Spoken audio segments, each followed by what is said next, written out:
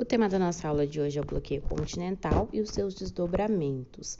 E a habilidade é identificar os principais valores propugnados pela Declaração dos Direitos do Homem e do Cidadão de 1789, estabelecendo relações entre sua formulação e o contexto histórico em que foi produzida.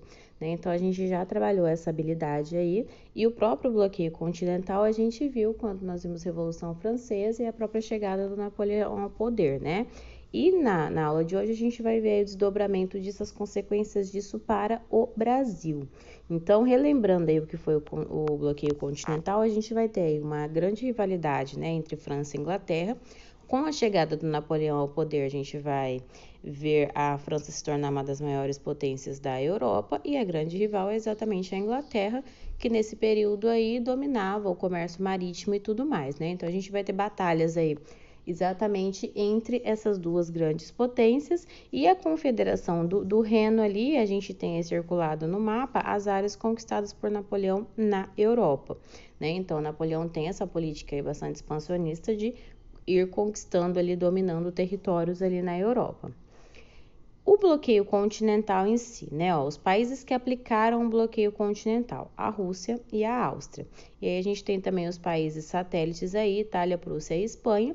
E o grande meta aí, né, do Napoleão era exatamente Portugal aplicar esse bloqueio continental, porque era um dos maiores clientes ali da Inglaterra, e ao adotar o bloqueio continental, Portugal prejudicaria, né, profundamente ali o comércio inglês, né? Então, as cores indicam do roxo escuro ao claro os países membros do Império, os satélites e os que aplicaram o bloqueio, né? Então, fica bem explícito aí.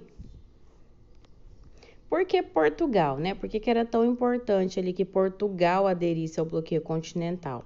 Portugal era o reino que mais comercializava com a Inglaterra. Sua economia dependia muito dos britânicos. Napoleão pretendia enfraquecer a Inglaterra, fazendo-a perder seu principal parceiro comercial. Para isso, exigiu de Portugal a adesão ao bloqueio continental, bem como a expulsão do embaixador inglês, né? Então, o rompimento aí comercial e também político, né? Por isso que Portugal está aí no meio da briga entre Inglaterra e França. Então, todo esse processo aí vai fazer com que a corte portuguesa venha para o Brasil, e a gente vai entender de que maneira, né? Em 22 de outubro de 1807, a Convenção Secreta, Inglaterra e Portugal planejam a transferência da corte para o Brasil, lá em 1807.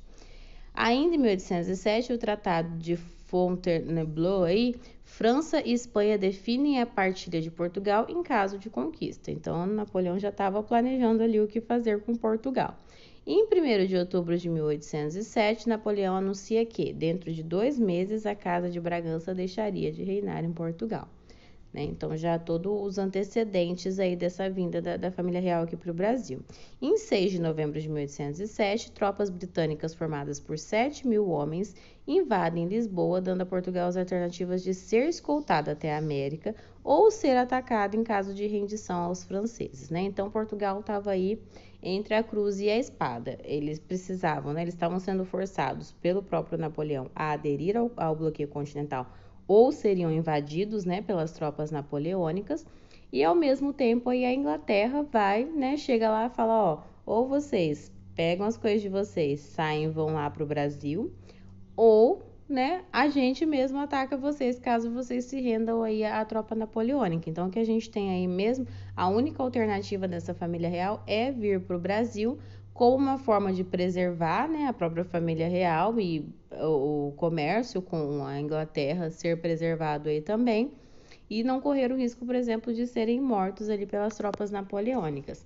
Em 29 de novembro de 1807, a família real portuguesa e mais 15.000 pessoas partem para o Brasil, né? E aí a gente tem uma carta aí do Dom João VI, né? Um trechinho de uma carta do Dom João VI que diz o seguinte, Vejo que pelo interior do meu reino marcham tropas do imperador dos franceses e rei da Itália, a quem eu havia unido no continente, na persuasão de não ser mais inquietado. E querendo evitar as funestas consequências que se podem seguir de uma defesa que seria mais nociva que proveitosa, servindo só de derramar sangue em prejuízo da humanidade, tenho resolvido, em benefício dos mesmos meus vassalos, passar com a rainha, minha senhora e mãe, e com toda a real família para os estados da América, e estabelecer-me na cidade do Rio de Janeiro até a paz geral. Então, a ideia que Dom João passa aí com esse trechinho de carta é o quê? Que Portugal decidiu, né, voluntariamente, a família real decide vir para o Brasil, mas a gente já vê, né, pelos próprios antecedentes, que não foi uma escolha assim tão voluntária, né? Existe aí uma grande discussão em se realmente se veio para o Brasil ou se fugiu para o Brasil, né? Então, pela carta, pela própria imagem, a impressão que dá é que foi uma vinda tranquila, né? Uma decisão tranquila, mas a gente sabe de todos os antecedentes ali, né? Então, chegando aqui no Brasil, né? Chegando no Brasil, a gente vai ver aí algumas mudanças, né?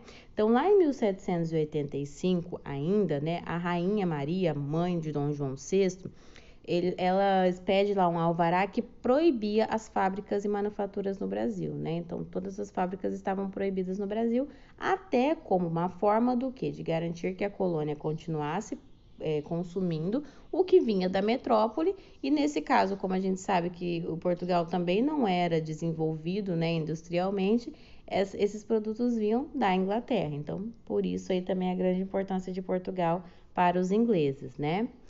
Só que chegando no Brasil, né, o Dom João VI já vai revogar esse alvará. Então, em 1 de abril aí de 1808, o alvará que proibia essas manufaturas e indústrias aqui e fábricas aqui no Brasil vai ser revogado. E aí isso vai já ser colocado em prática, né? Com a revogação vai ser criada aí a Real Fábrica de Pólvora, né? E por que de pólvora? Já era o Dom João aí se preparando, né, por uma defesa contra uma possível invasão inglesa das tropas napoleônicas. As consequências do bloqueio continental, né? A Rússia rompe com o bloqueio continental, né? Lembrando que a Rússia era um dos países que aderiu, mas em determinado momento a Rússia vai perceber que não tem como continuar com o bloqueio continental, porque o que era comprado da Inglaterra começa a faltar para os russos. E aí o Napoleão vai e invade, né? Pega as tropas napoleônicas ali e invade a Rússia. A Rússia usa a técnica ali da terra arrasada, né? Que é os próprios russos vão passando antes do exército napoleônico, destruindo tudo. Então acaba com todas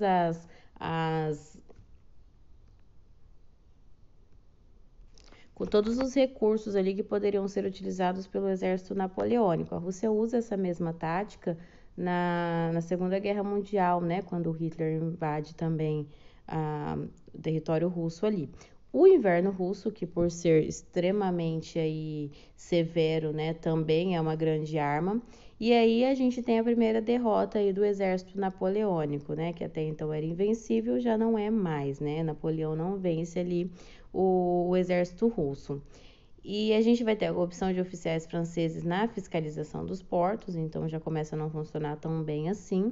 E garantir o bloqueio e punir quem não os cumprir acabaram sendo extremamente dispendiosos para a França, o que pode ter contribuído para acelerar sua derrota na guerra, né? Então começa a ficar caro, não funcionar mais tão bem, e aí o bloqueio continental acaba por não funcionar. A Batalha das Nações, né? A gente já viu também, então relembrando aí, ó, uma coligação formada por Inglaterra, Prússia, Áustria e Rússia derrota o exército napoleônico, né?